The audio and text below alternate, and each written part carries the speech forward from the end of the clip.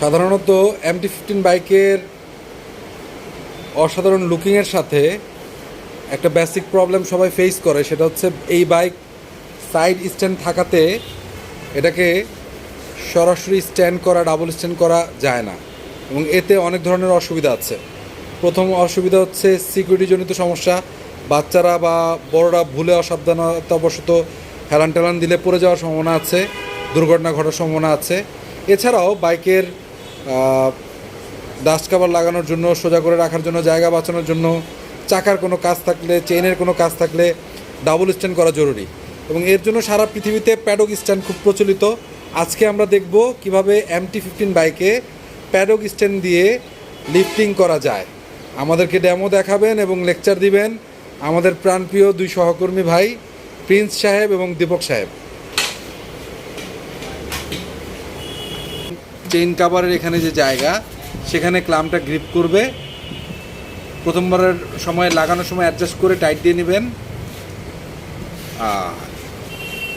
এই যে এখন দেখেন বাইকটা প্রপারলি স্ট্যান্ড অবস্থায় আছে। চারপাশ থেকে আমি একটু দেখানোর চেষ্টা করছি। দেখেন, একে তো জায়গা পাচ্ছে, তারপর হচ্ছে সিকিউরিটি। এখন অনেকেই বলতে পারে যে একা কি এটা স্ট্যান্ড করতে পারবে কি না। তা আমি প্রিন্স সাহেবকে বলবো স্ট্যান্ড থেকে বের করে আরেকবার স্ট্যান্ড করে দেখিয়ে দেবেন দয়া করে।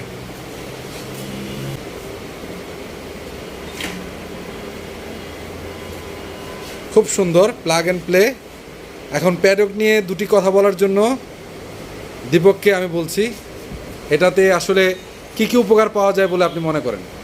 চাক্কা খোলাতে উপকার আছে, চেন মিলাতে উপকার আছে, গাড়ি কোনো কাজ করাইতে হইলে ডাবল স্ট্যান্ড খুব জরুরি।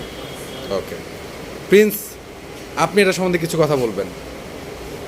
এর সম্বন্ধে বলার জন্য একটি বলবো, কারণ যখনই বাইক সাইড স্ট্যান্ডে থাকে পড়ে যাওয়ার সম্ভাবনা থাকে, প্লাস যদি কেউ বসে এর মধ্যে মনে করেন সাইড স্ট্যান্ডে চেন লক করা যায় না, চেন পরিষ্কার করা যায় না, চাকা খোলা যায় না, এই জন্য প্যাডক অনেক জরুরি। দ্বিতীয়ত হচ্ছে যদি প্যাডক ভালোভাবে রাখা থাকে তাহলে গাড়িতে পড়ানোর চান্স নেই, এই আর কি। অনেক